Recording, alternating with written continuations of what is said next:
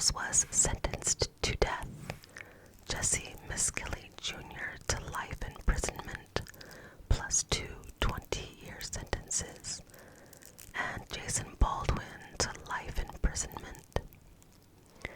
During the trial, the prosecution asserted that the juveniles killed the children as part of a satanic ritual. On May 5th, 1993, 3 8-year-old boys, Stephen Branch, Michael Moore, and Christopher Byers, were reported missing in West Memphis, Arkansas. The first report to the police was made by Byers' adoptive father, John Mark Byers, around 7 p.m. The boys were allegedly last seen together by 3 neighbors who, in affidavits, told of seeing them playing together around 6:30 p.m. the evening they disappeared, and seeing Terry Hobbs, Steve Branch's stepfather, calling them to come home. Initial police searches made that night were limited. Friends and neighbors also conducted a search that night, which included a cursory visit to the location where the bodies were later found. A more thorough police search for the children began around 8 a.m. on May 6th. Searchers canvassed all of West Memphis, but focused primarily on Robin Hood Hills, where the boys were reportedly last seen. Despite a shoulder-to-shoulder search of Robin Hood Hills by a human chain, searchers found no sign of the missing boys. Around 1:45 p.m., juvenile parole officer Steve Jones spotted a boy's black shoe floating in a muddy creek that led to a major drainage canal in Robin Hood Hills. A subsequent search of the ditch revealed the bodies of 3 boys. They had been stripped naked and were hog-tied with their own shoelaces, their right ankles tied to their right wrists behind their backs. The same with their left arms and legs. Their clothing was found in the creek, some of it twisted around sticks that had been thrust into the muddy ditch bed. The clothing was mostly turned inside out. 2 pairs of the boys' underwear were never recovered. Christopher Byers had lacerations to various parts of his body and mutilation of his scrotum and penis. The autopsies by forensic pathologist Frank J. Peretti indicated that Byers died of multiple injuries, while Moore and Branch died of multiple injuries with drowning. Police initially suspected the boys had been raped. However, later expert testimony disputed this finding. Trace amounts of sperm DNA were found on a pair of pants recovered from the scene. Prosecution experts claim Byers' wounds were the results of a knife attack and that he had been purposely castrated by the murderer. Defense experts claim the injuries were most likely the result of a post-mortem animal predation. Police believed the boys were assaulted and killed at the location where they were found. Critics argued that the assault, at least, was unlikely to have occurred at the creek. At the time of their arrests, Jesse Misskelley Jr. was 17 years old, Jason Baldwin was 16 years old, and Damian Eccles was 18 years old.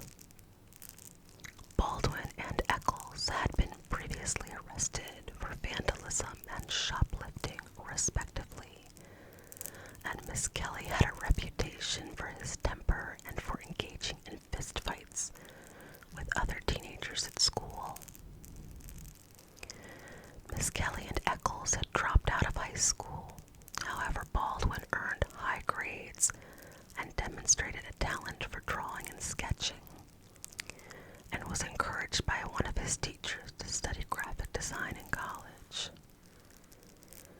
Eccles and Baldwin were close friends and bonded over their similar tastes in music and fiction, and over their shared distaste for the prevailing cultural climate of West Memphis, situated in the Bible Belt.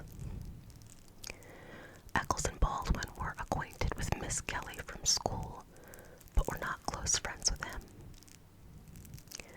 Eccles' family was poor, received frequent visits from social workers, and he rarely attended school. He and a girlfriend had run off and later broken into a trailer during a rainstorm. They were arrested, though only Eccles was charged with burglary.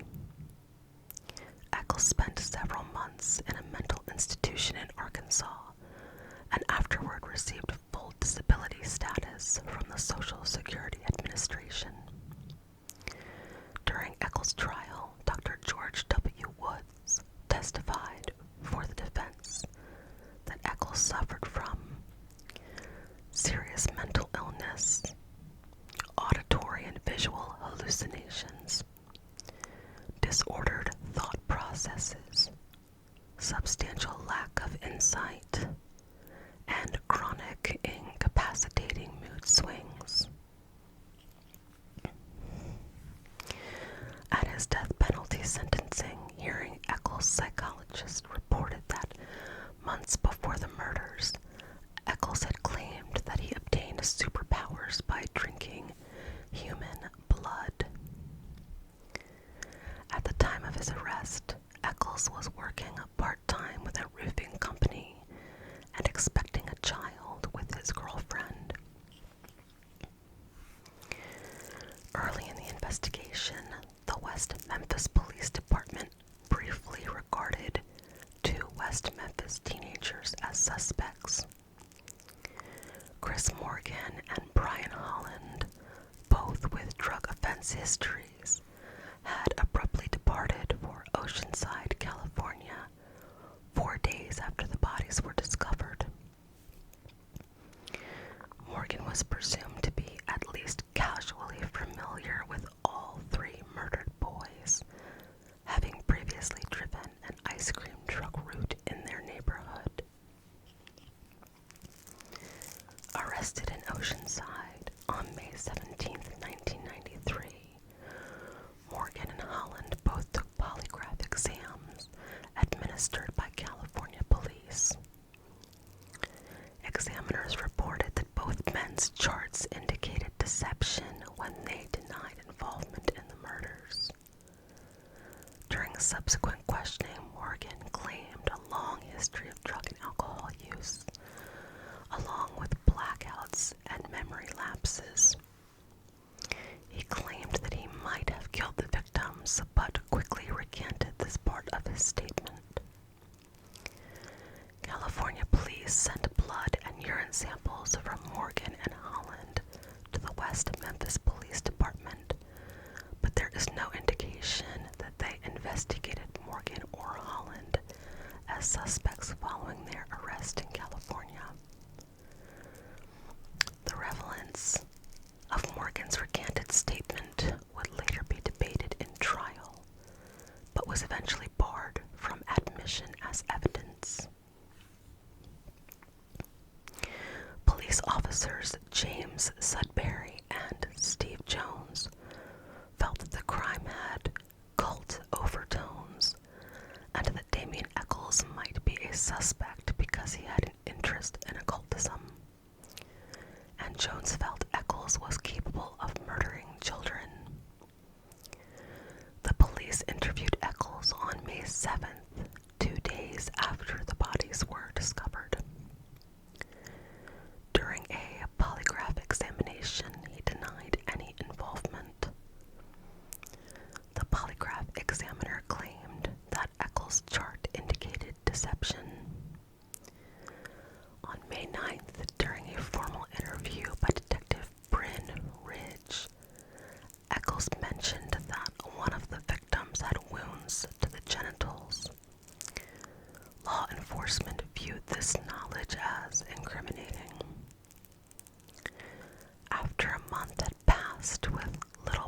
progress in the case, police continued to focus their investigation upon Eccles, interrogating him more frequently than any other person. Nonetheless, they claimed he was not regarded as a direct suspect, but a source of information. On June 3rd, the police interrogated Jesse Miskelly Jr.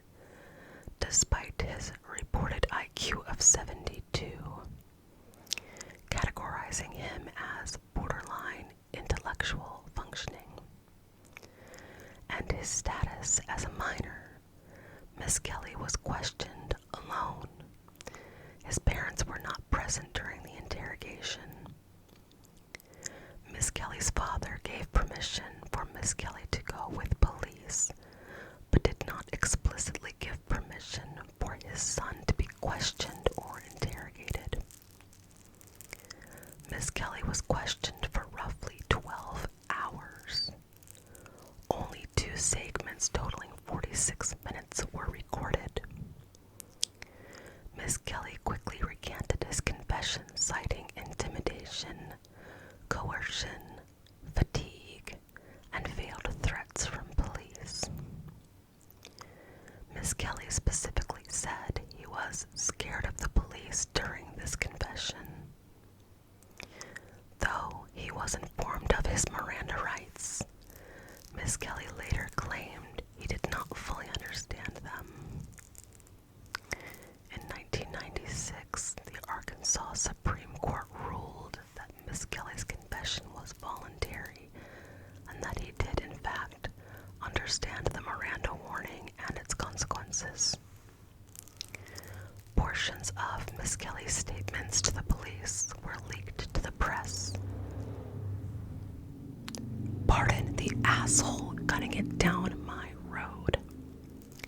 Where were we? Portions of Miskelly's statements to the police were leaked to the press and reported on the front page of the Memphis Commercial Appeal before any of the trials began. Shortly after Miskelly's first confession, police arrested Eccles and his close friend, Baldwin. 8 months after his original confession, on February 17, 1994, Miskelly made another statement to police. His lawyer, Dan Stidham, remained in the room and continually advised Miskelly not to say anything. Miskelly ignored this advice and went on to detail how the boys were abused and murdered. Stidham, who was later elected to a judgeship, has written a detailed critique of what he asserts are major police errors and misconceptions during the investigation. Vicki Hutchinson, a new resident of West Memphis, would play an important role in the investigation, though she would later recant her testimony, claiming her statements were fabricated due in part to coercion from police. On May 6, 1993, before the victims were found later that same day, Hutchinson took a polygraph exam by Detective Dawn Bray at the Marion Police Department to determine whether or not she had stolen money from her West Memphis employer. Hutchinson's young son Aaron was also present and proved such a distraction that Bray was unable to administer the polygraph. Aaron, a playmate of the murdered boys, mentioned to Bray that the boys had been killed at the playhouse. When the bodies proved to have been discovered near where Aaron indicated, Bray asked Aaron for further details, and Aaron claimed that he had witnessed the murders committed by Satanists who spoke Spanish. Aaron's further statements were wildly inconsistent, and he was unable to identify Baldwin, Eccles, or Miskelly from photo lineups, and there was no playhouse at the location Aaron indicated. A police police officer leaked portions of Aaron's statements to the press, contributing to the growing belief that the murders were part of a satanic rite. On or about June 1st, 1993, Hutchinson agreed to police suggestions to place hidden microphones in her home during an encounter with Eccles. Miss Kelly agreed to introduce Hutchinson to Eccles, and during their conversation, Hutchinson reported that Eccles made no incriminating statements.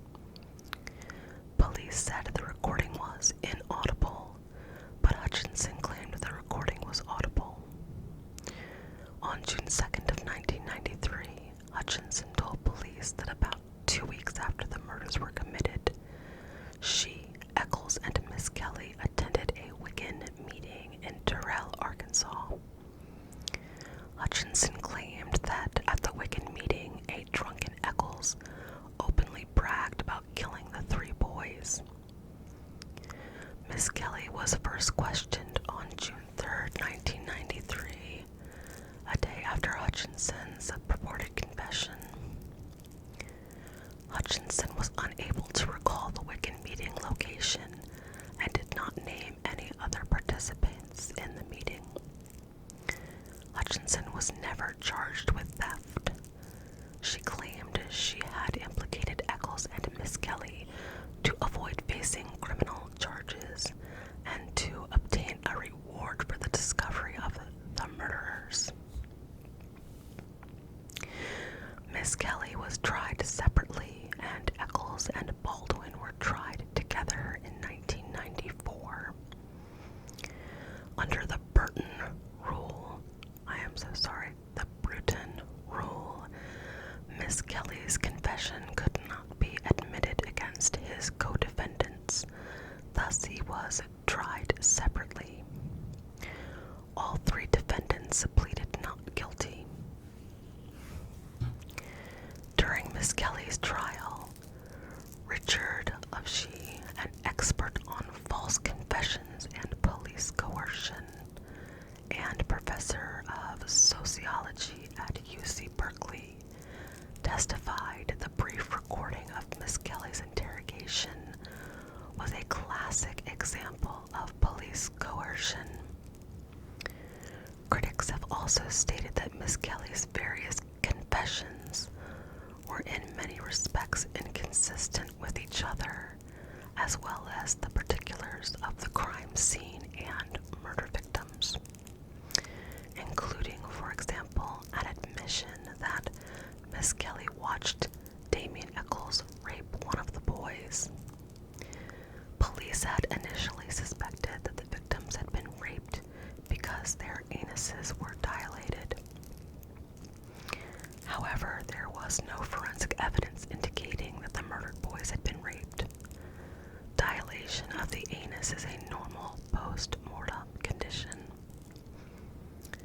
On February 5th of 1994, Miss Kelly was convicted by a jury of 1 count of first-degree murder and 2 counts of second-degree murder. The court sentenced him to life plus 40 years in prison. His conviction was appealed, but the Arkansas Supreme Court affirmed the conviction. 3 weeks later, Eccles and Baldwin went to trial. The prosecution accused the 3 young men of committing a satanic murder. The prosecution called Dale W. Griffiths, a graduate of the unaccredited Columbia Pacific University, as an expert in the occult to testify the murders were a satanic ritual. On March 19th of 1994, Eccles and Baldwin were found guilty on 3 counts of murder. The court sentenced Eccles to death and Baldwin to life in prison. At trial, the defense team argued that news articles from the time could have been the source for Eccles' knowledge about the genital mutilation, and Eccles said his knowledge was limited to what was on TV. prosecution claimed that Eccles' knowledge was nonetheless too close to the facts, since there was no public reporting of drowning or that one victim had been mutilated more than the others. Eccles testified that Detective Rich's description of their earlier conversation, which was not recorded, regarding those particular details was inaccurate, and indeed that some other claims by Rich were also lies. Maura Leverett, an investigative journalist and the author of Devil's Knot, argues that Eccles' information may have come from police leaks, such as Detective Gitchell's comments to Mark Byers that circulated amongst the local public. The defense team objected when the prosecution attempted to question Eccles about his past violent behaviors, but the defense objections were overruled. There has been widespread criticism of the handling of the crime scene by police. Miss Kelly's former attorney, Dan Stidham, cites multiple substantial police errors at the crime scene, characterizing it as literally trampled, especially the creek bed. The bodies, he said, had been removed from the water before the coroner arrived to examine the scene and determine the stage of rigor mortis, allowing the bodies to decay on the creek bank and to be exposed to sunlight and insects. The police did not telephone the coroner until almost 2 hours after the discovery of the floating shoe, resulting in a late appearance by the coroner. Officers failed to drain the creek in a timely manner and secure possible evidence in the water. The creek was sandbagged after the bodies were pulled from the water. At trial, the defense team argued that news articles...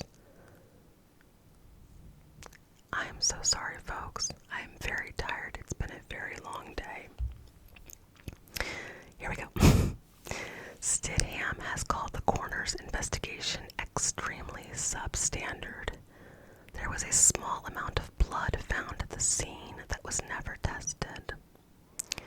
According to HBO's documentaries Paradise Lost, The Child Murders at Robin Hood Hills, and Paradise Lost 2 Revelations, no blood was found at the crime scene, indicating that the location where the bodies were found was not necessarily the location where the murders actually happened. After the initial investigation, the police failed to control disclosure of information and speculation about the crime scene. According to Leverett, police records were a mess. To call them disorderly would be putting it mildly. Leverett speculated that the small local police force was overwhelmed by the crime, which was unlike any they had ever investigated.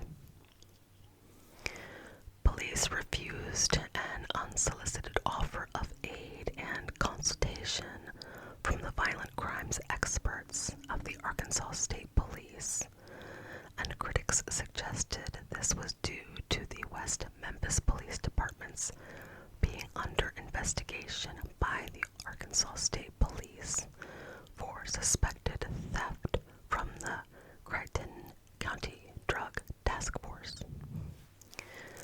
Leverett further noted that some of the physical evidence was stored in paper sacks obtained from a supermarket, with the supermarket's name printed on the bags, rather than in containers of known and controlled origin.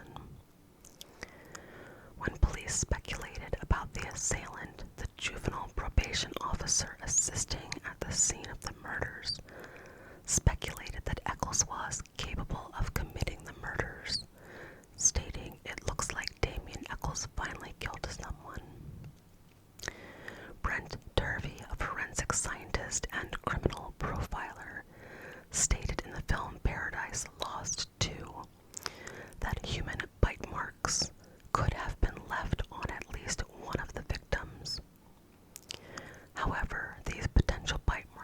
first noticed in photographs years after the trials and were not inspected by a board-certified medical examiner until 4 years after the murders.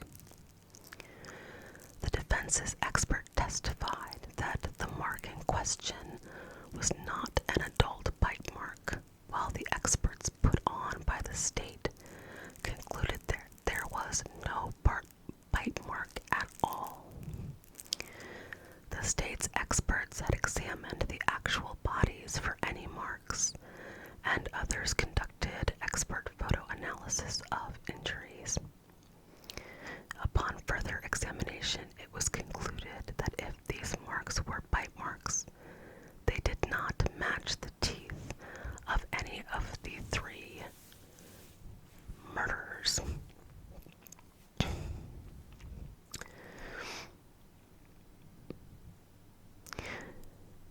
In May of 1994, the 3 defendants appealed their convictions. The convictions were upheld on direct appeal. In June 1996, Miss Kelly's lawyer, Dan Stim, was preparing an appeal to the U.S. Supreme Court. In 2007, Eccles petitioned for a retrial based on a statute permitting post-conviction testing of DNA evidence due to technological advances made since 1994, which might provide exoneration for the wrongfully convicted. The petition failed when the original judge, Judge David Burnett, disallowed presentation of this information in his court. This ruling was in turn thrown out by the Arkansas Supreme Court as to all 3 defendants on November 4th of 2010.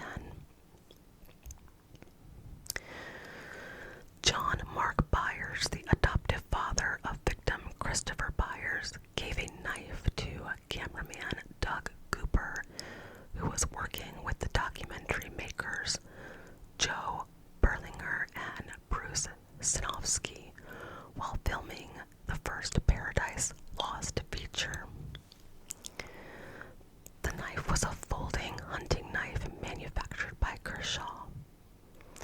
According to the statements given by Berlinger and Sinofsky, Cooper informed them of his receipt of the knife on December 19th of 1993. After the documentary crew returned to New York, Berlinger and Sinofsky were reported to have discovered what appeared to be blood on the knife. HBO executives ordered them to return the knife to the West Memphis Police Department. The knife was not received at the West Memphis Police Department until January 8th of 1994. Byers initially claimed the knife had never been used. However, after blood was found on the knife, Byers stated that he had used it only once to cut deer meat. When told the blood matched both his and Chris's blood type, Byers said he had no idea how that blood might have gotten on the knife. During interrogation, West Memphis police suggested to Byers that he might have let the knife out accidentally, and Byers agreed with this. Byers later stated that he may have cut his thumb. Further testing of the knife produced inconclusive results about the source of the blood.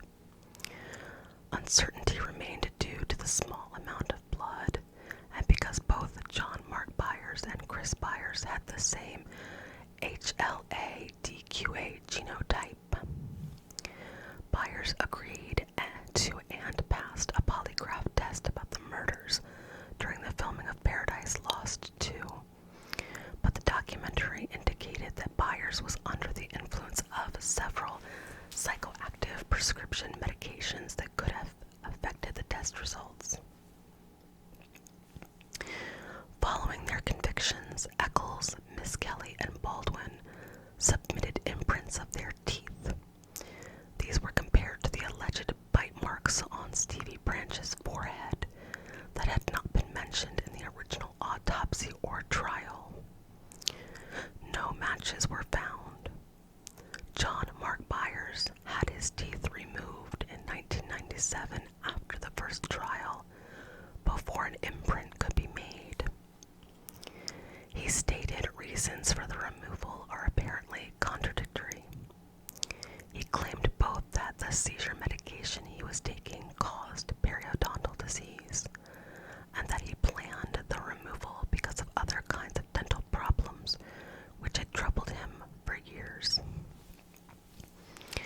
After an expert examined autopsy photos and noted what he thought might be the imprint of a belt buckle on Byers' corpse, the elder Byers revealed to the police that he had spanked his stepson shortly before they disappeared. In October of 2003, Vicki Hutchinson, who had played a part in the arrests of Miss Kelly, Eccles, and Baldwin, gave an interview to the Arkansas Times in which she stated that every word she had given to the police was a fabrication. She further asserted that the police had implied that if she did not cooperate with them, they would take away her child. She said that when she visited the police station, employees had photographs of Eccles, Baldwin, and Miss Kelly on the wall and were using them as dart targets. She also claims that the audio tape the police said was unintelligible and that they eventually lost was perfectly clear and contained no incriminating statements. In 2007, DNA collected from the crime scene was tested. None was found to match DNA from Eccles, Baldwin, or Miss Kelly. A hair not inconsistent with Stevie Branch's stepfather, Terry Hobbs, was found tied into the knots used to bind one of the victims. The prosecutors, while conceding that no DNA evidence tied the accused to the crime scene, said the state stands behind its conviction of Eccles and his co-defendants. Pamela Hobbs' May 5, 2009 declaration in the United States District Court, Eastern District of Arkansas, Western Division, indicates that one hair was consistent with the hair of Terry's friend, David Jacoby. On October 29th of 2007, papers were filed in federal court by Eccles' defense lawyers seeking a retrial or his immediate release from prison. The filing cited DNA evidence linking Terry Hobbs, stepfather of one of the victims, to the crime scene, and new statements from Hobbs' now ex-wife. Also presented in the filing was new expert testimony that the supposed knife marks on the victims, including the injuries to Byers' genitals, were in fact the result of animal predation after the bodies had been dumped. On September 10th of 2008, Circuit Court Judge Dave Burnett denied the request for a retrial, citing the DNA tests as inconclusive. That ruling was appealed to the Arkansas Supreme Court, which heard oral arguments in the case on September 30th of 2010. On November 4th of 2010, the Arkansas Supreme Court ordered a lower judge to consider whether newly analyzed DNA evidence might exonerate the three. The justices also instructed the lower court to examine claims of misconduct by the jurors who sentenced Damian Eccles to death and Jesse Miss Kelly and Jason Baldwin to life in prison.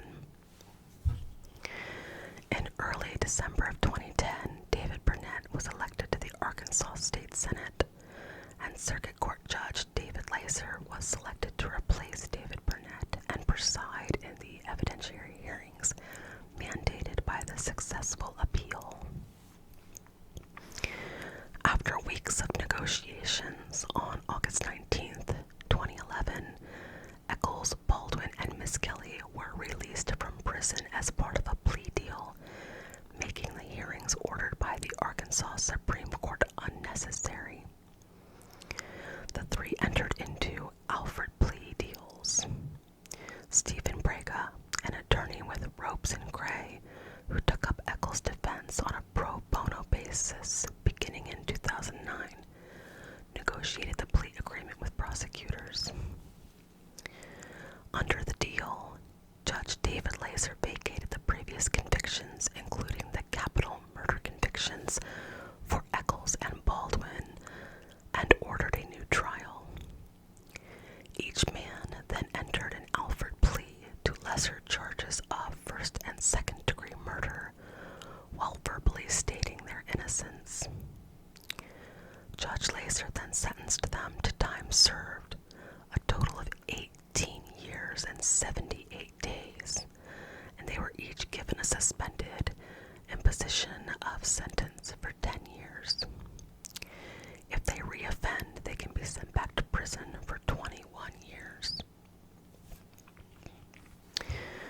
Factors cited by prosecutor Scott Ellington for agreeing to the plea deal included that two of the victims' families had joined the cause of the defense, that the mother of a witness who testifies about Eccles' confession had questioned her daughter's truthfulness, and that the state crime lab employee who collected fiber evidence at the Eccles and Baldwin homes after their arrests had died. As part of the plea deal, the three men cannot pursue civil action against the state for wrongful imprisonment. Many of the men's supporters and opponents who still believe them guilty were unhappy with the unusual plea deal. In 2011, supporters pushed Arkansas Governor Mike Beebe to pardon Eccles, Baldwin, and Miss Kelly based on their innocence. Beebe said he would deny the request unless there was evidence showing someone else committed the murders. Prosecutor Scott Ellington said the Arkansas State Crime Laboratory would help seek other suspects by running searches of any DNA evidence produced in private laboratory tests during the defense's team's investigation. This would include running the results through the FBI's combined DNA index system database. Ellington said that although he still considered the men guilty, the three would likely be acquitted if a new trial were held because of the powerful legal counsel representing them now, the loss of evidence over time, and the change of heart among some of the witnesses. The families of the three victims are divided in their opinions as to the guilt or innocence of the West Memphis Three. In 2000, the biological father of Christopher Byers, Rick Murray, expressed his doubts about the guilty verdicts on the West Memphis Three website. In 2007, Pamela Hobbs, the mother of victim Stevie Branch, joined those who have publicly questioned the verdicts, calling for a reopening of the verdicts and further investigation of evidence. In late 2007, John Mark Byers, who was previously vehement in his belief that Eccles, Miss Kelly, and Baldwin were guilty, also announced that he now believes they are innocent. I had made the comment if it were ever proven the three were innocent, I'd be the first to lead the charge for their freedom. Byers said, and take every opportunity that I have to voice that the West Memphis Three are innocent, and the evidence and proof prove they're innocent. Byers has spoken to the media on behalf of the convicted and has expressed his desire for justice for the families of both the victims and the three accused. In 2010, District Judge Brian Miller ordered Terry Hobbs, the stepfather of victim Stevie Branch, to pay $17,590 to the Chicks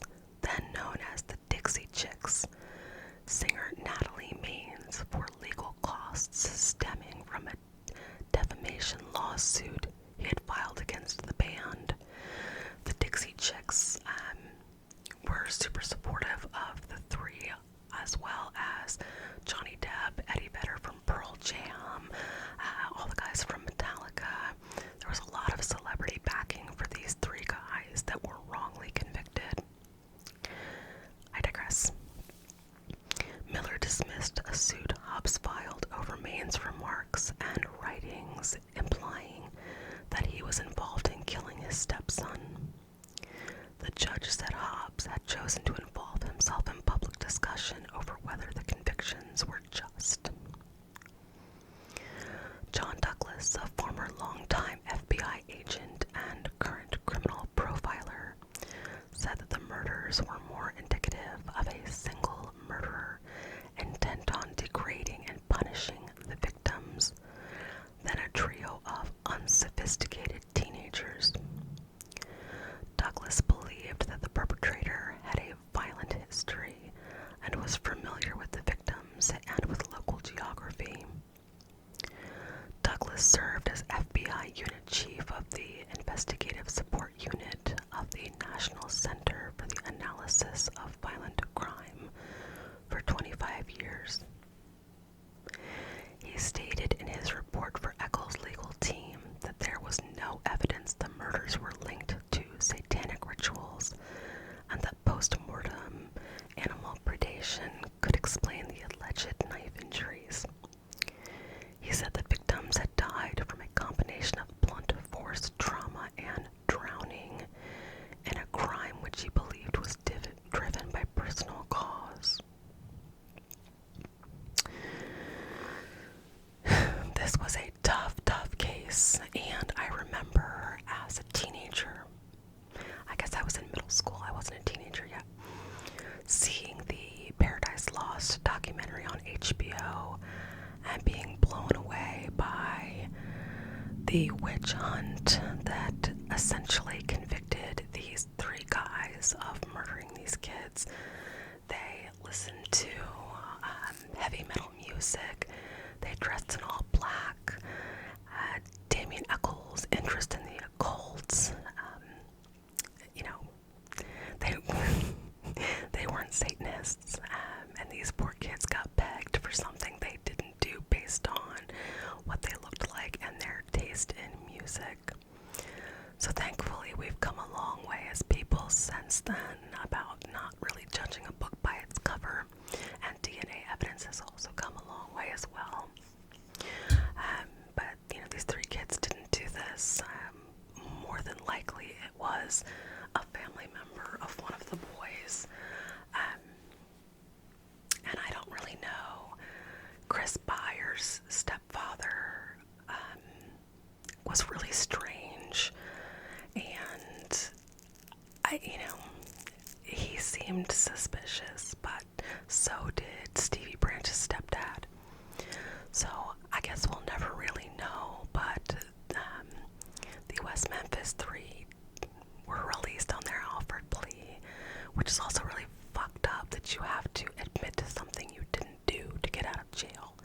They served over 18 years for crimes they didn't commit, and can also not go back and sue, the state of Arkansas for, improperly trying them and putting them in jail. It's just wild to me, but really, really interesting case, and hopefully in the future maybe they'll find some other DNA evidence that can be tested, and maybe we'll all get an answer to what happened to those three poor kids. Thank you guys so much for tuning in tonight. I appreciate your patience while I, kind of fought my way through part of this. It's been a really long week at work. I don't know if any of you have watched any of the other videos. I work in veterinary medicine, and it's